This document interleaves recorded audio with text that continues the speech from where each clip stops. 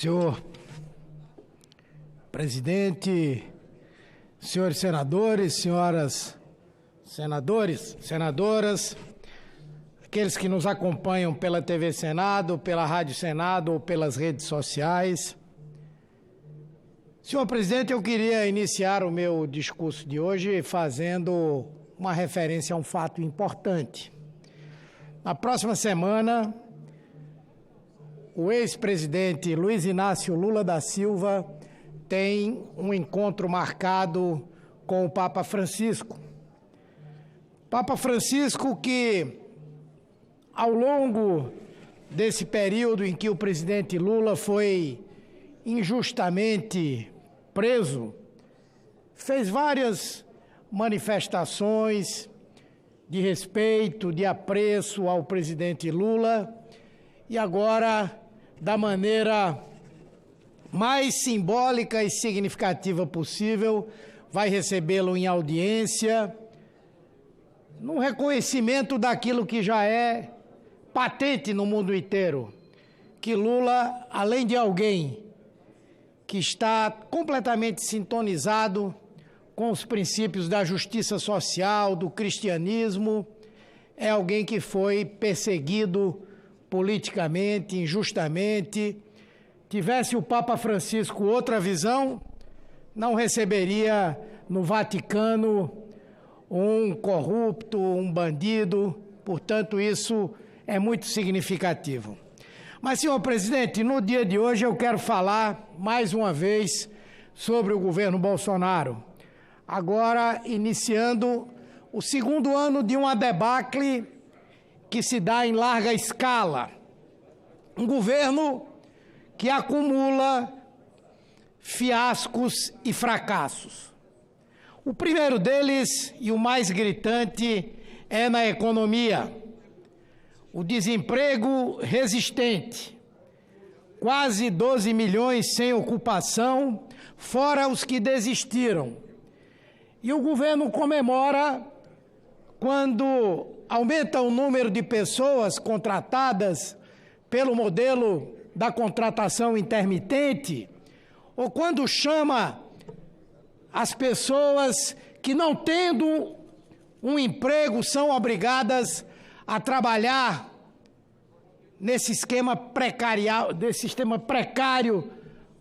do Rappi, do Uber, do iFood, onde essas pessoas não têm vínculo empregatício, não têm direito a nenhum benefício previdenciário ou trabalhista, enfim, e que são, inclusive, chamados agora de empreendedores.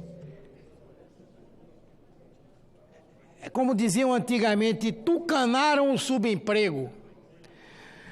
A nossa economia desaquecida. Ontem foi divulgada a performance da produção industrial em 2019 e o Brasil teve queda na produção industrial. Apesar do presidente da Fiesp, que deveria representar a indústria, ser um dos maiores xeleléus do presidente Jair Bolsonaro, que está acabando com a indústria no Brasil. A economia do nosso país está desaquecida. O PIB, pífio, inclusive com viés de baixa para 2020. Bolsonaro e Paulo Guedes venderam o que não tinham. Não tem competência para lidar com a crise, não tem competência para fazer o Brasil crescer, não tem competência para produzir a redução de desigualdades no nosso país e promover a justiça social. Ao longo desse primeiro ano, nós tivemos um avanço inaceitável da retirada de direitos e de conquistas.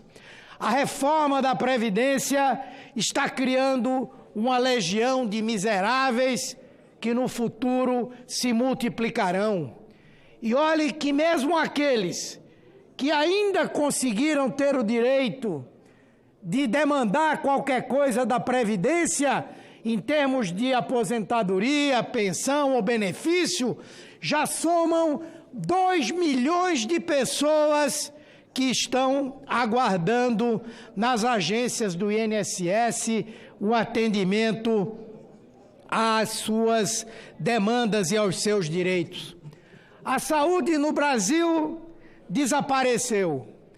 Ministério omisso quanto às políticas de Bolsonaro para fortalecer a indústria tabagista.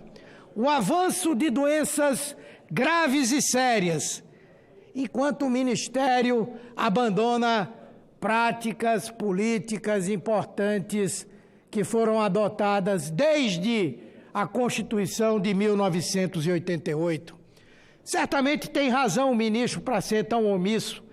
Não sei se Vossas Excelências viram hoje o presidente da República dizer que as pessoas que têm AIDS, elas são um estorvo para o país, custam caro para o Brasil.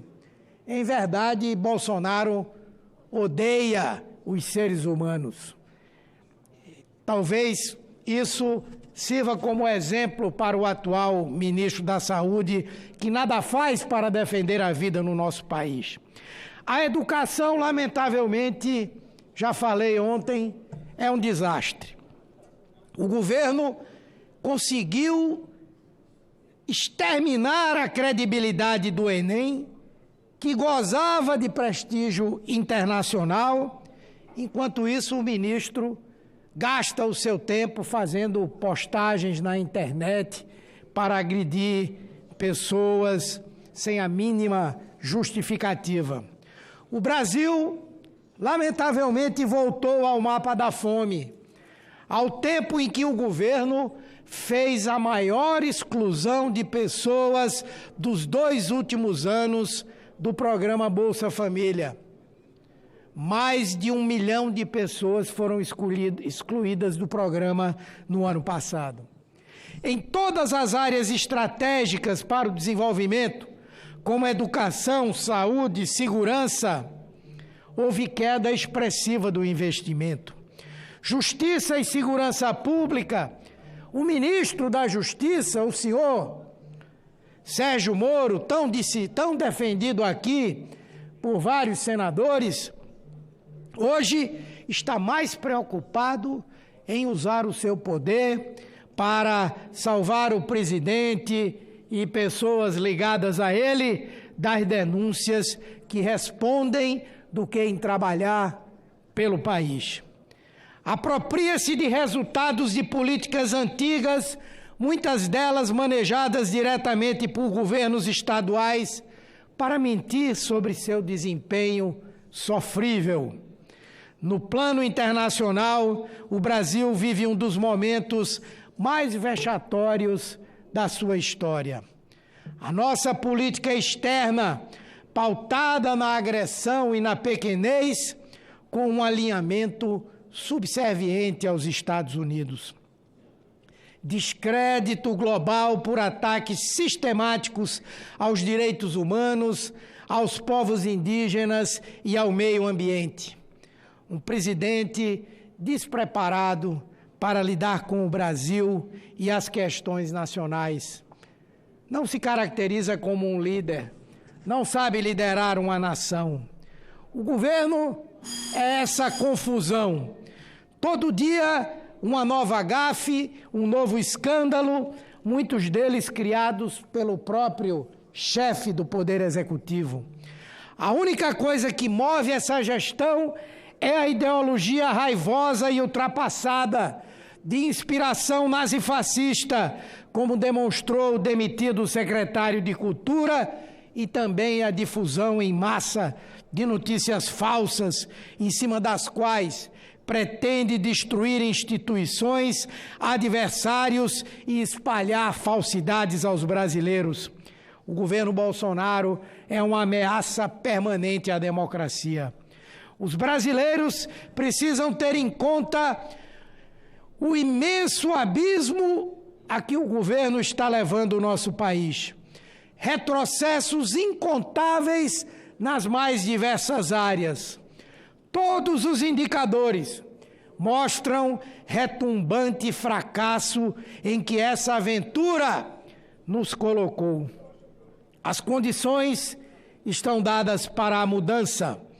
Precisamos então nos unir, todos os democratas desse país, para transformar o Brasil e encerrar esse período de trevas na nossa história. Muito obrigado pela tolerância, senhor presidente. Eu cumprimento o eminente senador Humberto Costa pelo seu pronunciamento e dando sequência aos nossos pronunciamentos, tenho a honra de convidar o senador Lazia Martins, do Podemos, do Estado do Rio Grande do Sul, para a sua palavra. Com a palavra, portanto, Sua Excelência, senador Lazia.